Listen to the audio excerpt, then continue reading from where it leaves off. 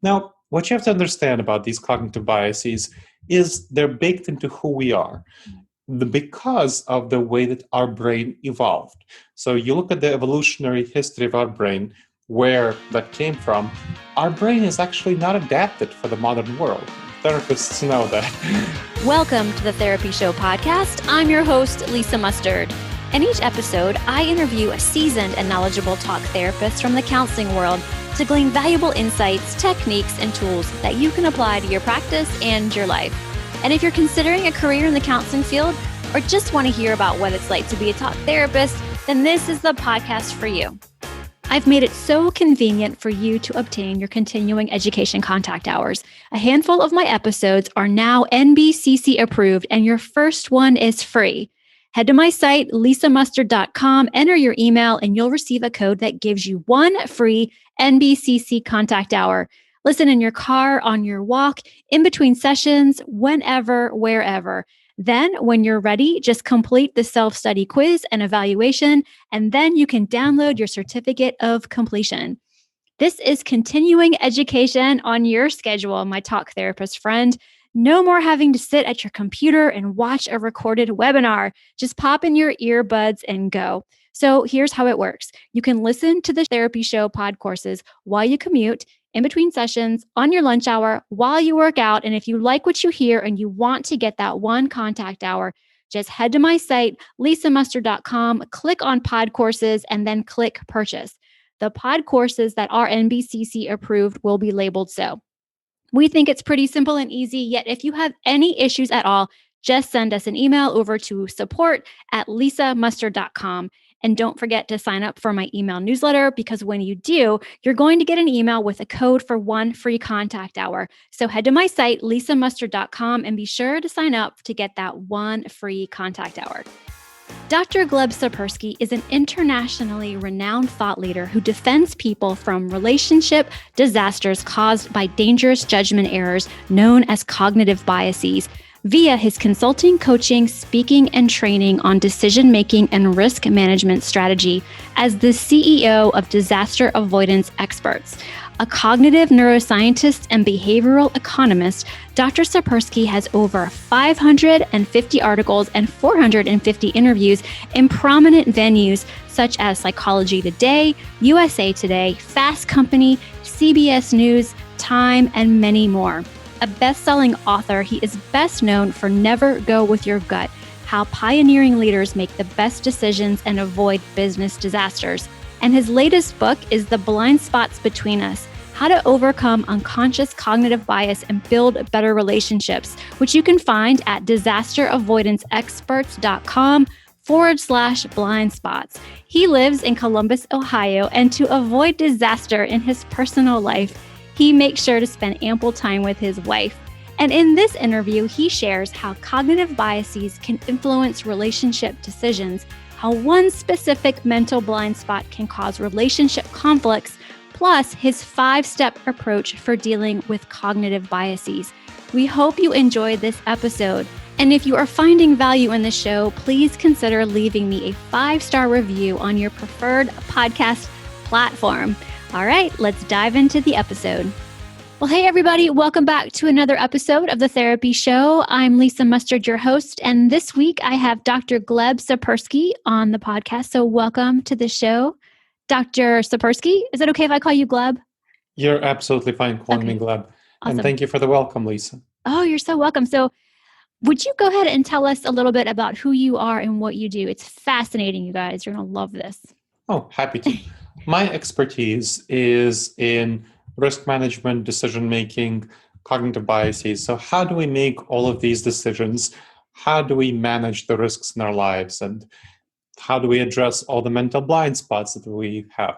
Unfortunately, we all have a lot of blind spots, and recent research has talked about these blind spots, these cognitive biases. I'm a behavioral scientist and explore how we address these cognitive biases in our lives.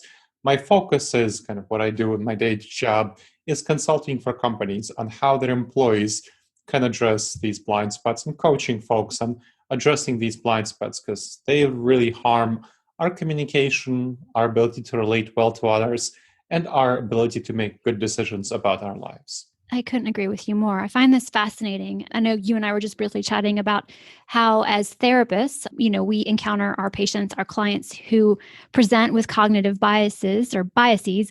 Yet in our own lives, we go through them as well. Everybody, being a human is the prereq, I'm guessing, Yes, for absolutely. having a cognitive bias. Could you share about how you got into this work? Like what led you into this field? Of course. So that began my childhood when I was curious about how do I make decisions. I mean, my parents told me to trust my heart, go with my gut, and so on. So that's something that my parents taught me. And they believed this themselves. Unfortunately for them, they led them to many conflicts. For example, my mom liked nice clothing. So she'd go out, she'd buy $100 sweater. My dad, unfortunately, was kind of a cheapskate. So when she'd come home, he'd yell at her, saying, "No sweater should be worth over $20 or something like that." And then they go at it. My mom would bring up how he doesn't put the toilet, he leaves the toilet seat up and so on, and all of this stuff. And he'd bring up stuff about her. And then there'd be a conflict, fighting. And so it's a lot of stress, all prompted by that same argument about a dumb sweater. And I saw it repeating time and time and again. And you know what? I mean, didn't look like they were making good decisions when they would go with their guts. So that was really stressful for me as a kid. And there were many other things I can go into. And so I learned that going with your gut is not a good thing for my parents. And that made me really curious. Well, how do we make good decisions? What are these blind spots that my parents kept falling into, making the same dumb mistakes? And I decided that I wanted to study this topic because nobody told me. It's not like I went to school and people in school taught me how to make good decisions and how to manage risks and address blind spots. And I didn't see that in college. It's not taught in college. And once I became a behavioral scientist and I learned about what therapists were educated in, I learned that therapists really aren't taught about cognitive biases. That's not something that's taught in therapy, whatever type of therapy you do, whether in social work school, whether in counseling. That's not really something that's taught. Mhm. And how do you make good decisions? How do you address these mental blind spots? So I decided to study this topic. And so that's what I studied as a researcher. I spent about 15 years in academia as a behavioral scientist researching these topics: cognitive biases, decision making, risk management. Spent 7 years as a professor at Ohio State teaching on these topics. And now I do consulting for businesses and coaching private clients on these topics. So that's kind of my background. That's what brought me here. I wrote a number of best-selling books about these topics. My most recent one is called The Blindspots Between Us: How to Overcome Unconscious Cognitive Bias and Build Better Relationships. Of course, that one focuses on communication.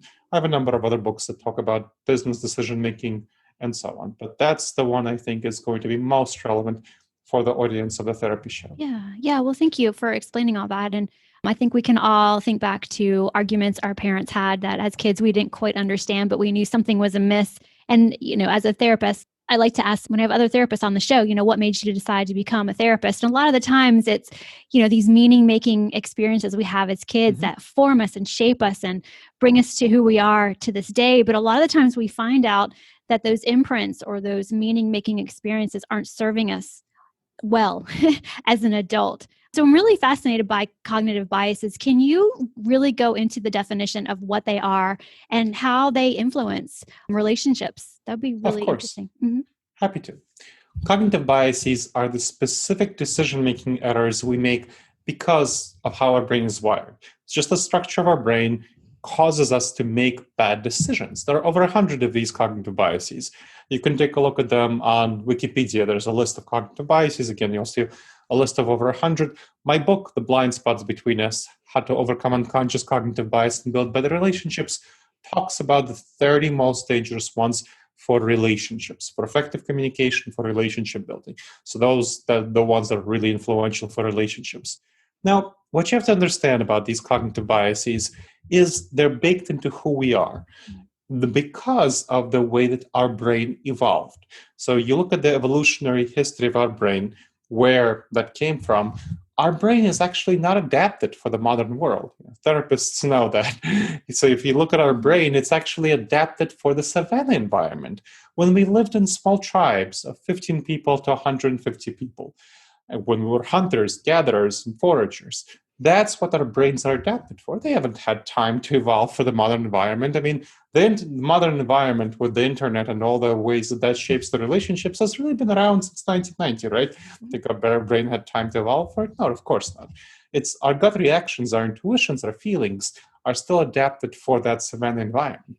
And the primary thing for relationships that was super, super important was tribalism. And unfortunately, still is tribalism. In the savanna environment, it was very important for us to be tribal, to orient toward people who looked like us, who thought like us, who had our way of speaking, who had our background, our beliefs. If we weren't sufficiently tribal, we'd get kicked out of our tribe and we'd die. Or our tribe would fall apart and we'd die as well. And if we weren't sufficiently tribal in the sense of opposing hostile tribes, our tribe would also follow, be destroyed, taken over, and we die. You notice we're the descendants of those who didn't die. So that is something that we have to understand about ourselves. It's a fundamental aspect of who we are. And the cognitive biases, there is a series of cognitive biases that result specifically from this tribalism. Of course, another aspect that is really important for relationship building, communication, effective communication, is what's called the fight or flight response. Now, in the savanna environment, it was very important for us to jump at 100 shadows in order to get away from that one saber-toothed tiger. We're the descendants of those who did that really quickly. And, the Bob next to us, who didn't do that quickly enough, was eaten by the saber-toothed tiger. So we succeeded in not being eaten, or our descendants did. And we're the descendants of those who survived, right?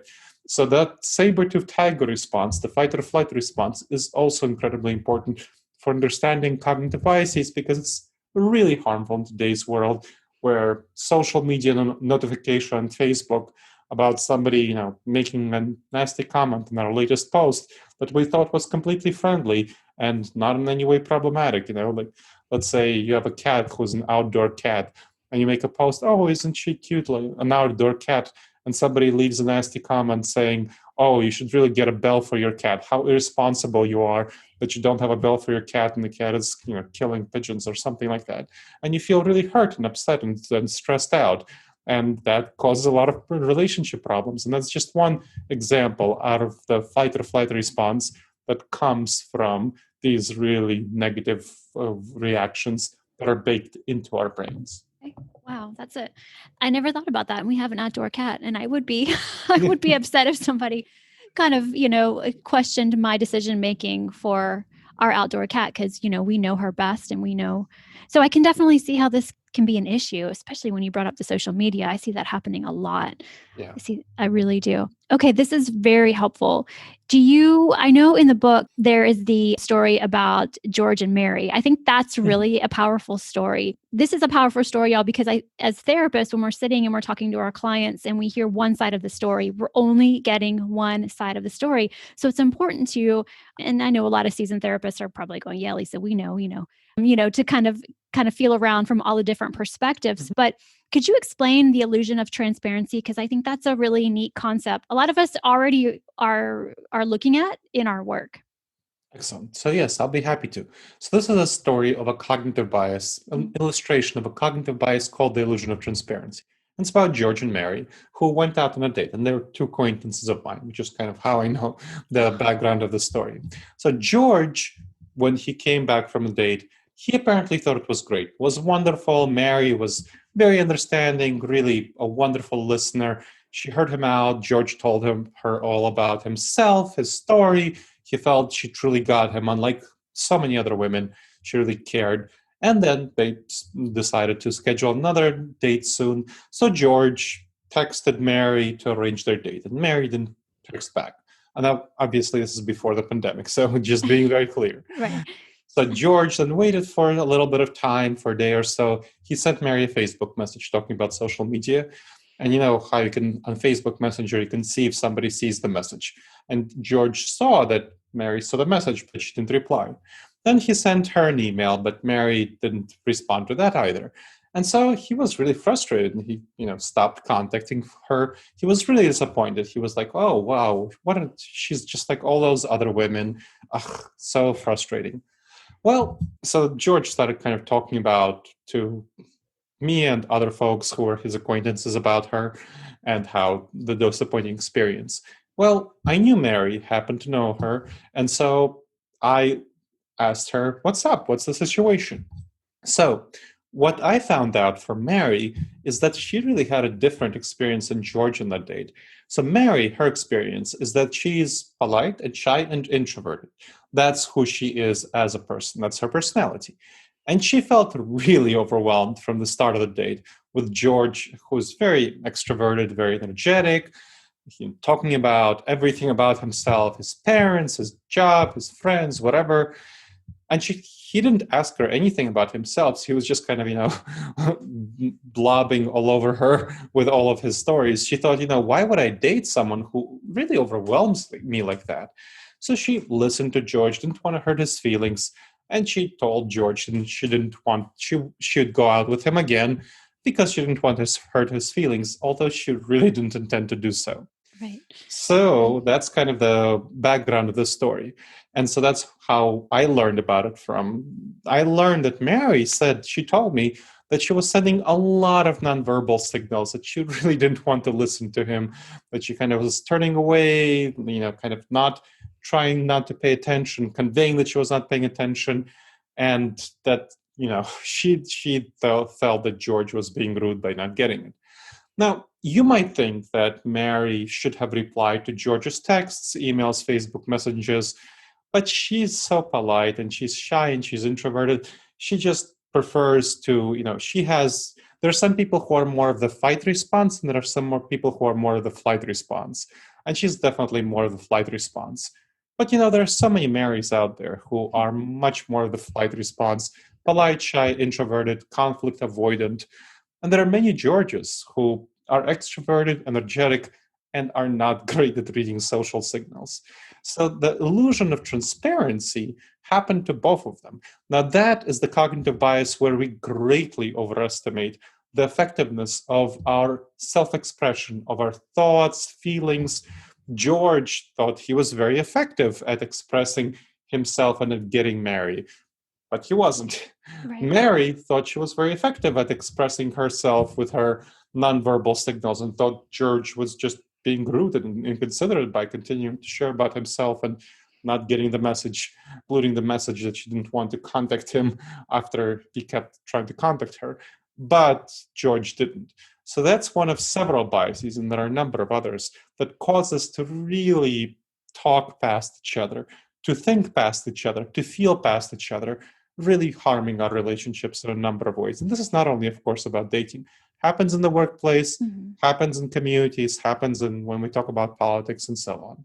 Right. Yeah, no, I can definitely see how it happens in a lot of different environments. I mean, I know it's happened on so many occasions in work, and it probably happens every day. It's just, to what extent do we engage in them, I guess, or do we feel like we have to explain ourselves, or I don't know. It gets me thinking, though, a lot about how we really don't know everything that's being presented to us. So our mind, we fill in the blanks a lot based on our own life experiences. Yeah, and we don't communicate well to other people about it. So the illusion of transparency, why that happens, that's a cognitive bias, because we feel that when we communicate, we're excellent communicators.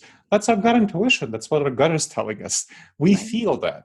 And we feel that we are communicating wonderfully, and the other person should be getting 100% of what we're communicating in our verbals and nonverbals and tone and so on.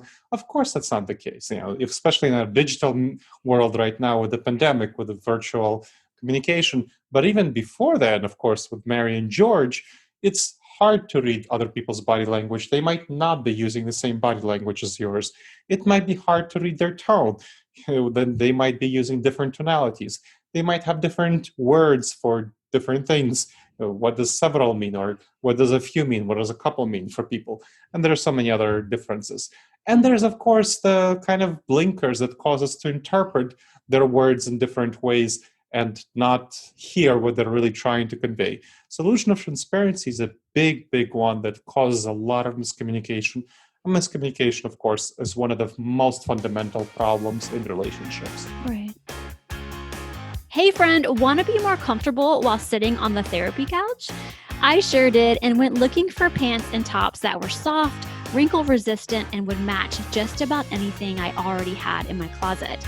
And now Zaya Active makes up about 80% of my wardrobe. Would you like to learn more? Head over to my site, lisamustard.com, and click on the Activewear tab.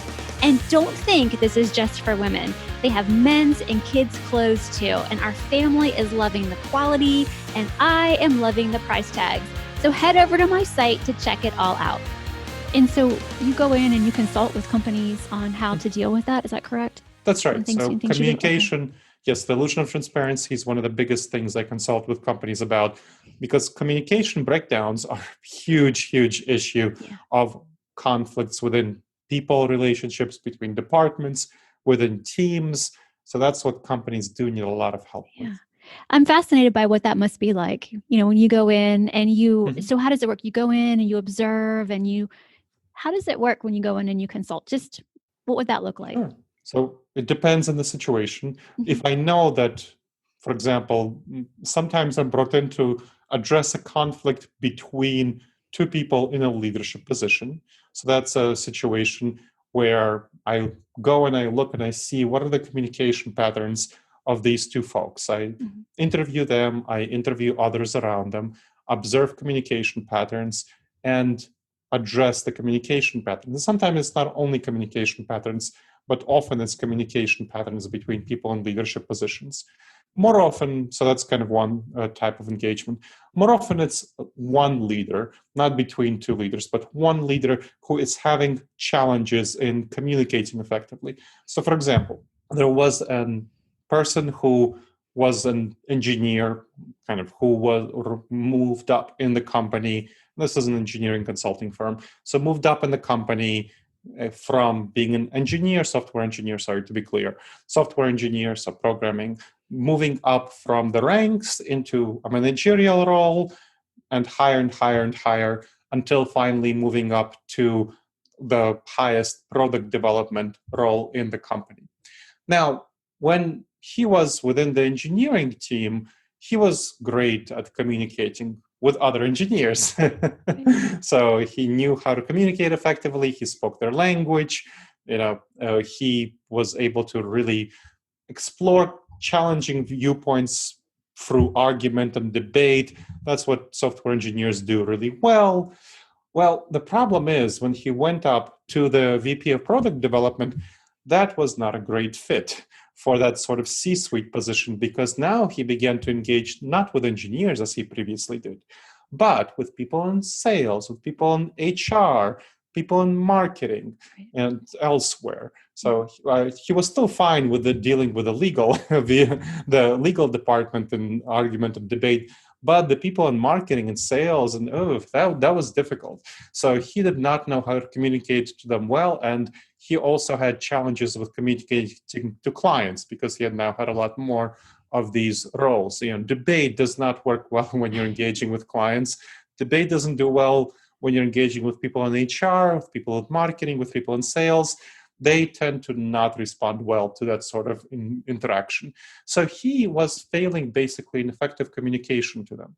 And so I was brought in to help him communicate more effectively. And that's a typical role, kind of leadership communication issues. Now, another typical activity is looking at teams. There are lots of negative dynamics within teams where people don't realize why their communication breakdowns within teams. And that's another activity I do. And between departments, there are lots of tensions, sales and operations, or marketing and sales, or HR and legal, that come from communication differences. And so I help those folks address communication differences, again, doing a number of interviews, observing what's happening, and then creating interventions to address these problems. Yeah, it sounds fascinating. It sounds like a really interesting type of work that you do. Yeah, that's really neat. And I think I remember in grad school, my clinical supervisor, he always used to want us to think about, as a therapist, being a consultant, because our role is different when we are consulting with a group or a team versus when it's, one-on-one. So I imagine it's a different, but yet similar set of skills that you need, which is you have to be a good listener. You have to be able to draw out or bring out what the hopes and the intentions are. No judgment, be more curious about what's going on. I'm just curious, like, do you find that there's a little bit of worry or anxiety when they bring you in? Or is it the people you work with are at the level of where they see you more as a positive change agent, I guess? It depends on who is bringing me in and for what Mhm. purpose. If the CEO is bringing me in to address tensions between two departments, they tend to have anxiety and kind of, worry about what am I doing, what's going to happen, because they're not responsible for bringing me in and kind of don't have necessarily buy-in into me addressing the situation. If it's going to be the engineering VP, he knew about my work previously and he asked me to come in to figure out what's going on, why his Yeah. communication style was not working. And so that was something that there was definitely buy-in. And of course, I prefer to work with a situation where there's immediate buy-in from the direct client, because it's harder to work when you're brought in as a therapist with a group where there's some resistance in the group to you working with the group. It's not so common, but it certainly happens, especially in forced therapy situations. So that's definitely a challenging situation, more challenging for therapists much more challenging when the client has complete buy-in into the situation. So I prefer to work in those situations. But I can also do the situation where higher up brings me in and has me address a situation of conflict within a team, conflict between two prominent team members, or conflict between departments. So those are all doable, but you have to know how to go about them, because you're not starting from a position of investment and trust. Of course, a therapist has to build trust, but there is already a basis of trust where a client asks you to help them. Right. But as coming into a company, and if there's no immediate basis of trust, if there's kind of some worry, some anxiety about what's going on, then you have to work harder to build up that basis of trust and show that, hey, I'm really interested in resolving the problem, as opposed to blaming, guilt tripping, shaming, getting somebody fired. Not the goal. Goal Right. is to resolve the communication issues, help people develop skills, see what's going on. Yeah, I like that. I'm sure you're a help to many, many companies. That's really amazing. That's really great. Okay, so let's talk a little bit about what happens or how do you respond when you notice someone is believing something clearly false and is behaving irrational due to their cognitive biases. And this is great because as a parent, deal with irrational ideas a lot. And I've learned how to address them best, but I would love to hear from you. Like, how do you respond? What do you do? And this happens in companies and relationships, in politics, obviously, political communication, all sorts of things happen where people are behaving irrationally. You observe that someone is clearly believing something false. What you need to understand is that vast majority of our decisions, our emotions, our beliefs are shaped by our emotions. Of course, as therapists, you know that. So you need to assume that what's going on, and as parents, you know that, you need to assume that what's going on is that their feelings are inhibiting their ability to see the facts as they are. And so that's the first step you need to realize. And when you're dealing with feelings, you're not going to out-argue feelings. That's very important, because the vast majority of the time what I see people doing is trying to argue feelings. So when somebody has a clearly irrational belief, they try to pile on evidence saying, this is evidence that your belief is wrong. Well, what's going to happen? The people are going to get triggered and are going to feel defensive or aggressive, depending on where they are on the fight or flight spectrum. If they're aggressive, they'll shout back, no, they're not wrong. If they're defensive, they'll either withdraw and just, maybe agree with you without actually agreeing with you, or be like the shy, polite introvert Mary and kind of, not respond to you. Not great. That's not what you want to see happen. That's not an effective way of addressing the situation. What you want to do is figure out what emotions are causing them to believe in these irrational things. And you can do that by following a 5-step method called EGRIP. EGRIP. Emotions, goals, rapport, information, positive reinforcement. So those are the 5 steps. That's the EGRIP method. So first, you figure out what emotions are causing them to have negative responses toward facing reality clearly. And you could do that by asking them. You can do that by talking to them. You can do that by kind of trying to model them. It just depends on the situation that you're dealing with. And if you ask people empathetically with curiosity for, hey, how are you feeling about this topic? Or, hey, can you tell me a little bit more about what makes you feel this way? People will often respond. They won't necessarily say, it's because I feel angry or because I feel frustrated, but you'll hear from their tone. You'll hear from how they're approaching the question, that there are some serious emotions at play, and you can usually identify the general shape of these emotions. I mean, as therapists, you know that folks often don't have the right emotion words to express what they're feeling, but you can observe them and you could say, okay, this is in your mind. You could say this is most likely what's going on. Next, after that step one, emotions, you go to goals. Figure out what goals you share with people. And I have to say, even with the people that I have the least goal sharing with in my society or in other societies, we still, as human beings, we share the vast majority of our goals. We want safety, we want health, we want our families to have a nice experience, we want ourselves to have a comfortable and cozy life. All of those things, we share that as human beings. So figure out what are the overlapping goals that you share, and make sure to highlight these goals, that you share these goals after you figure out their emotions.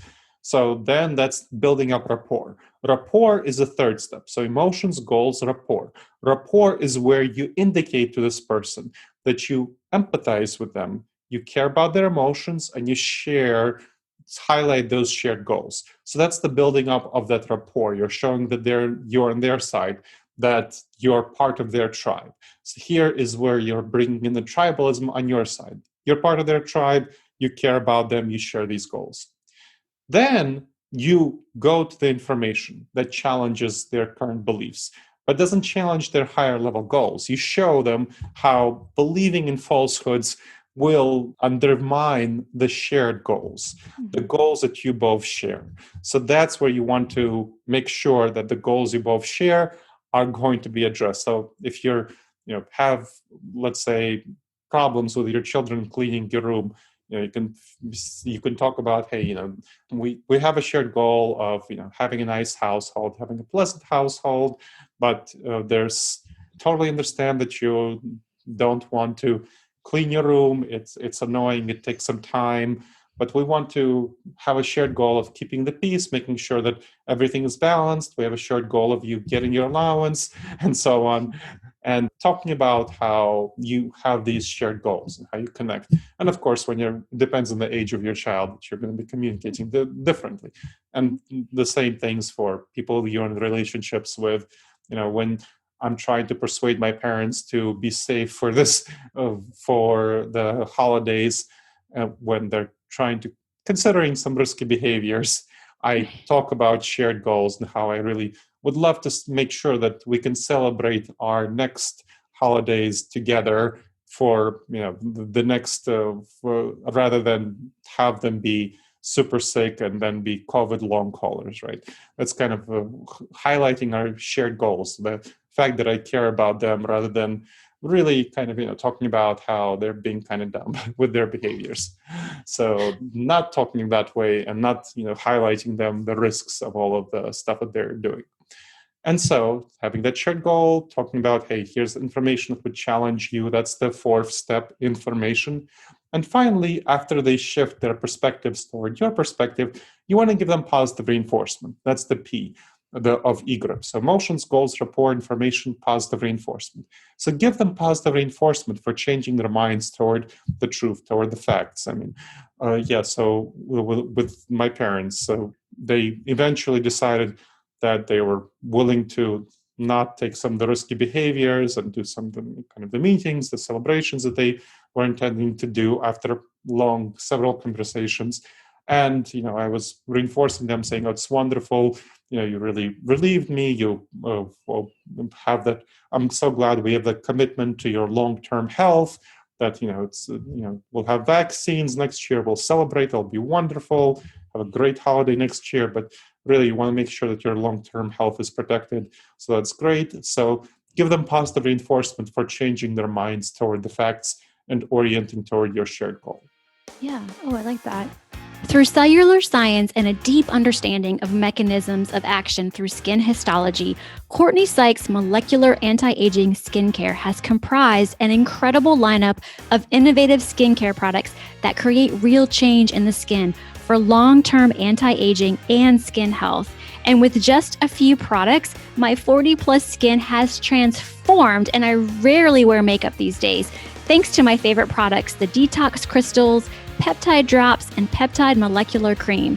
I am loving my results. Her line and products are tailored at a scientific and ingredient-based level. This is professional-grade skincare, and all of the major active ingredients like hyaluronic acid and peptide complexes are primary in the products. And Courtney is giving my listeners 20% off. Just use the code LISA20 at checkout. So visit CourtneySykes.com to learn more about the skincare. I find it interesting, though. My parents are the complete opposite of your parents. My parents aren't leaving the house. They're not going anywhere. Okay. So isn't that interesting how that is? It's just different. Are your parents here? Are they nearby? So I'm in Columbus, Ohio, and they are in New York City. And despite New York City being the epicenter of the pandemic earlier in the year, they're still not being very smart about their behaviors. Really? Yeah, I think it's the news media they choose to consume. Right. I gotcha. No, I totally understand. Got to meet people where they are. I understand. Exactly. So how can you tell which cognitive biases you're most vulnerable to? How would you know? Well, what you want to know is going for the cognitive biases that are in the book, or you can take a look at the list of cognitive biases on Wikipedia, of course, that's one way of doing that. But you can want to go for them and learn about them because you want to identify which ones are the ones to which you're most vulnerable to. So, like I said, the 30 most problematic ones for relationships are in the book, The Blindspots Between Us, How to Overcome Unconscious Cognitive Bias and Build Better Relationships. And once you learn about them, you'll see what's going on with you. So, for example, one of the biggest ones for me is called the optimism bias. The optimism bias refers to me seeing the world as mostly a bright and friendly place, full of opportunities, very creative. I have lots of ideas, 20 ideas before breakfast, and I think they're all brilliant. And that's kind of who I am. And that caused me to be risk blind and not see a lot of problems, not see a lot of challenges. That harms me in my relationship with my wife, who is the opposite. She's pessimistic. She sees the world as mostly hostile place full of threats. She's risk averse. I love surprises. She hates surprises. It took me a while to really understand what that means, that she doesn't like surprises and that she feels, new ideas, new plans are sources of threat and sources of risk. Whereas for me, they're exciting and spontaneous, and kind of, oh, cool, let's do this and let's do that. So you have to understand that. What are your biases? And that's once you learn about them and how they impact your relationships to others. So, for example, kind of her pessimism bias caused us some initial tensions in our relationship until we figured out, okay, this is what's causing the tensions in our relationship. And I talk about that in the book, how we overcame this limitation, these challenges in our relationship and learned to collaborate effectively to make these difference between us work well for us and help us make better decisions in our relationship. Yeah, I like that. I have a tendency to be a little bit more of an anxious or fearful personality, where my husband is more of a what's the worst that can happen sort of thing, Yeah. So I find this really interesting. I'm gonna keep reading your book to see what I can learn about my my own cognitive biases and figure out what I can do. And I know one of the things you mentioned is you need awareness. Mm-hmm. Awareness is so important when it comes to what steps do you want to take, or how do you want to address it? Is it getting in the way of your life? Can you speak to that a little bit about awareness and why that's important? Sure. The first thing, of course, we talked about, as I mentioned before, in addressing cognitive biases is being aware of them. Mm-hmm. But being aware of them by reading a book is not enough, or by listening to this show. That's or by looking at the list on Wikipedia. When you look at the research on cognitive biases, awareness helps a little bit when you know about, hey, what's going on. But it really does not make much of a difference. When what's effective in addressing cognitive biases is learning how they damage you, how they harm you. Okay. That is what's effective, because what you want to do, awareness is a brain thing. It's kind of about what you think, but cognitive biases come from your gut, how you feel. Mm-hmm. So you want to understand with your feelings and your intuitions and your emotions, how they harm you. So the book, The Blindspots Between Us, How to Overcome Unconscious Cognitive Bias and Build Better Relationships, has a whole set of exercises for each of the cognitive biases, which you go through and you see, okay, here's how they impact me on my daily life. Here are some examples. Here are the specific steps. So kind of what a therapist would help guide you through. Here are some specific steps which I can take to address them with debiasing strategies. But you want to make sure to tie them to your emotions, to your experience, so that you can truly feel what's going on with them and for you. So that's it. So the awareness, you don't just get the intellectual, rational awareness. That doesn't move you much in terms of cognitive biases. Right. You need to have that emotional investment, buy-in, and understanding where it damages you and how you can take the next steps to address it.